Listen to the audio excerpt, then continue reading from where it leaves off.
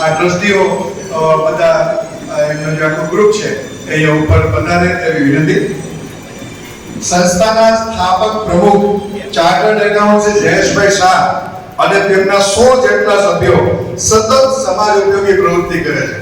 Chartered accountant તો આંકડા સાથે જ લેવા દેવા હોય અને એ આપતી તેમ કેમ એના બદલે એ જુદી દિશામાં એ સરસ કામ કરી રહ્યા છે. પોતાનું કામ તો કરે છે આંકડાકીય, પણ બાકી 2013 થી નિઃશુલ્ક યોગ કેન્દ્ર પતંજલિ વાઘાવાડી રોડ યોગ મંદિર ઉપર એ ચાલે છે. હિલભાઈ પાસે જયેશભાઈ શાહ દ્વારા ચલાવવામાં આવે છે.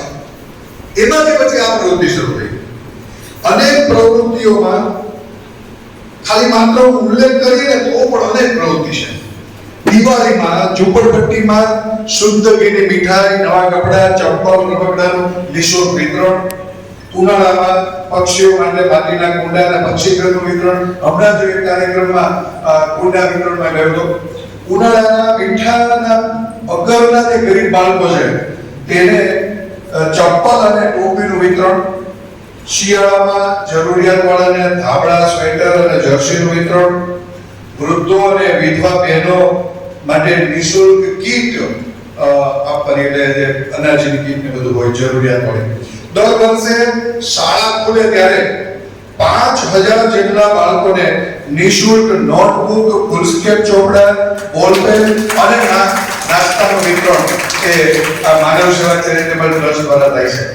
એક વિશેષ કાર્યક્રમમાં તેઓ ટેમ્પલ બેન જે ચલાવે છે, જે આપણો કચરો લેવા આપણે ઘરનો લેવા આવે છે, એના જે કર્મચારીઓ છે તે સામાન્ય જે સફાઈ કામદાર હોય ને એવા જ પ્રકારના લોકો હોય છે. એના બાળકોને હોળી ધૂળેટીમાં ખજૂર, ધાણી, ગુલાલ આપવાનું અને આ બધા કર્મચારીઓને એક જોડી કપડા આપીને સરસ ભોજન સમારંભ કરવાનું એ કામ દર વર્ષે કરે.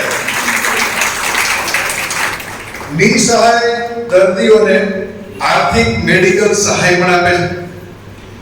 ભાગવત સપ્તાહ જેવા કાર્યક્રમ કરીને પણ એ લોકો ન કરી શકતા હોય તે મિત્રો તરફ એમાં કરે એવો પ્રયોગ પણ કરે છે. રક્તપિત્ત કોલોનીમાં તેઓ સહાય ને એવી અનેક પ્રવૃત્તિઓ કરે છે.